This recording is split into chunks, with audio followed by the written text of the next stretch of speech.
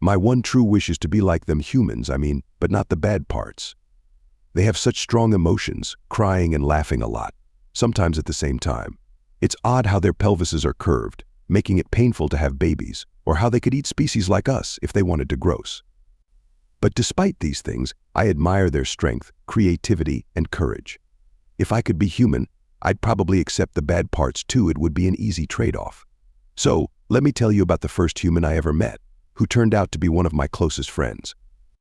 My family and I live on the planet Folia, widely believed to be the oldest planet of sentience in the universe, a fact the Fians remind us of constantly.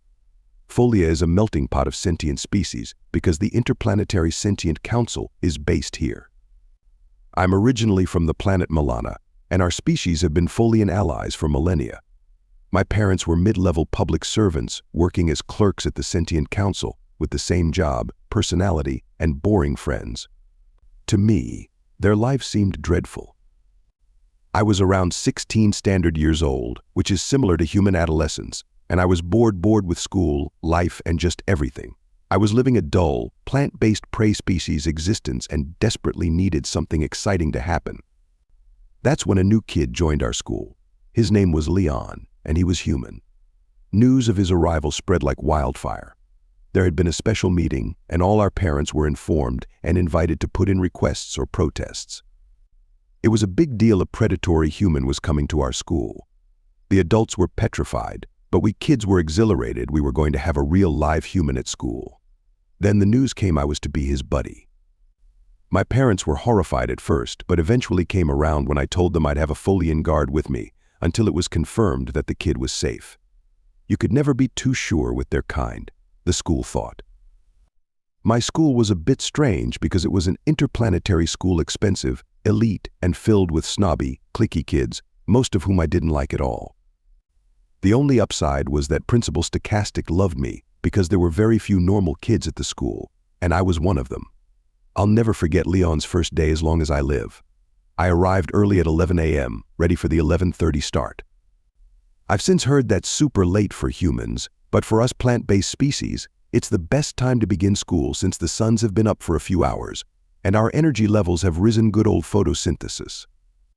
His transporter arrived at 11:15, and Principal Stochastic and the guard were there with me to meet him.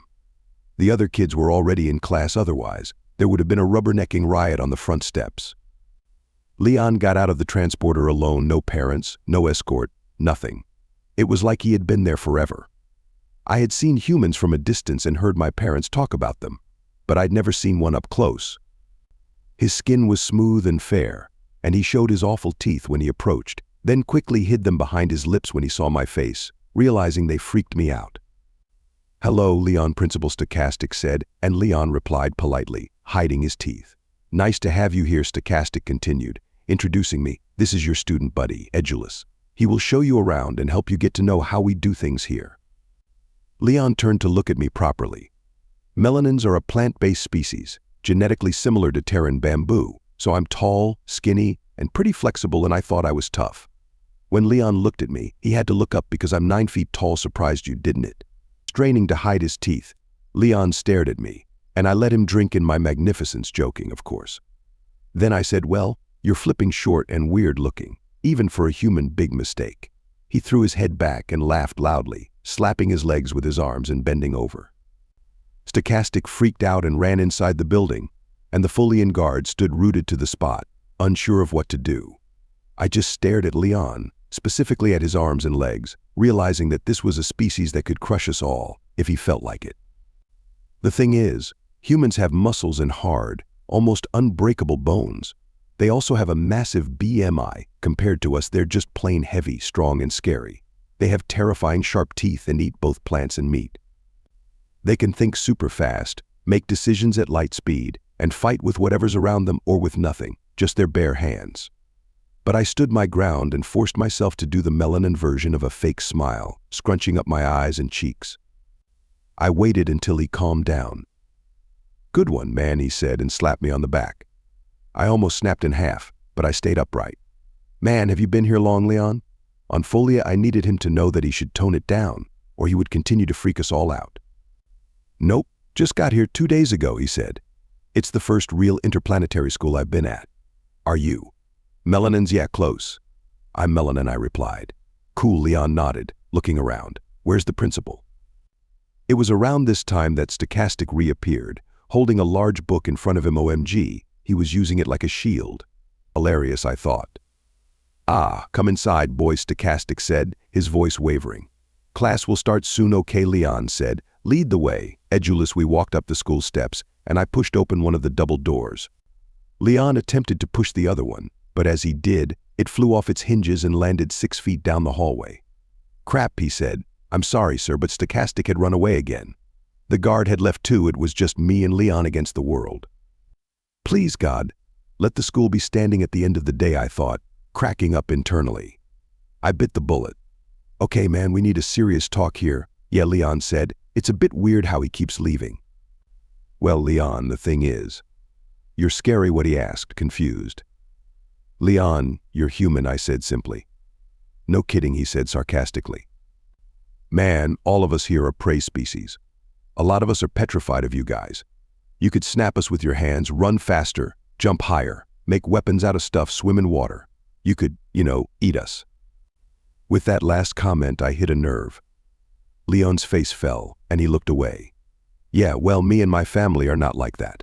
You need to get to know us. Give us a chance. His voice trailed off. I know, dude. That's why they let you in here. But man, when you slapped my back out there, you nearly broke it. Leon looked shocked. I'm sorry, man. My parents told me we were stronger than most and that people might be afraid, but until I broke the door back there, I didn't get it. Yeah, it's okay. You'll get there. And so will we, but you need to kind of tone it down a bit. I'll help you, dude, thanks, he said. Cool, I replied. Let's go to class. It's astrophysics first up, and we've got 5 minutes to get there. That first class went okay. Everyone stared, and some, like Epolis, what a jerk, actually moved away from Leon. But Leon knew the work, no doubt. He was no slouch, that's for sure. Apologies to any fellow Melanins reading this. The second class was leadership and diplomacy. Yeah, it's a real fancy school, told you. But that class didn't go so well. Leon stood up to read something out for the teacher, and as he walked forward, he knocked over a desk with his hip. The small, 3-foot-tall Capran, sitting at the desk, screamed and clattered backward on her little hooves, which of course set the fans off, and Epolis yelled, "Watch what you're doing, you clumsy immel." Another jerk move from Epolis. What teenager talks like that, right? Leon apologized profusely and sat at his desk with his head in his hands. But the next class, things started looking up. It was physical training, and we had to partner up. Of course, I had to go with Leon. I was his buddy, but no one else would anyway. We had special uniforms depending on our species, but Leon's was way too small. He came out of the change rooms with a t-shirt that was halfway up his abdomen and shorts that showed most of his upper thighs. Everyone was horrified and transfixed. There was way too much human anatomy on show. Leon was really embarrassed, but he tried to make the best of it. Our PT teacher is a Melanin like me. She's 10 feet tall and really strong. Well, we thought she was. In our pairs, we had to take weights and transfer them as quickly as we could across the room. Leon picked up the whole bucket of weights in one go, so we won that one. Then we had to climb up a rope and traverse a rock wall. Leon got up and down the rope in 10 seconds, then climbed the rock wall like a spider, his body flat to the surface, constantly moving. We won that one too. Next, he threw a medicine ball. So far it bounced back off the gym wall and almost hit that same Capran again. When we did the reaction time test, Leon caught every single orb being fired out of the machine. He even jumped across 6 feet to catch one in the air, landed on the hard floor, banged his head, and got up like nothing had happened. He did all this while hardly wearing a thing. His scary, muscular human physique on display for the whole class to see. It was freaking awesome. At the end of the class, our teacher was standing in stunned silence, staring at Leon. "How old are you, Leon?" she asked. "I'm 16, he said. "When do human males reach maturity?" About 25 maybe," Leon said. My teacher's mouth dropped open. "You mean to say you're getting faster and stronger?" "Well, yeah, Mom," he said simply and shrugged his shoulders. "I'm hungry now. Guys, isn't it lunch?" We walked slowly to the cafeteria after changing from PT. Leon had his normal clothes on and obviously felt far more comfortable. We sat in the school lunchroom, a group of kids from all over the universe, all lumped together in this crazy school.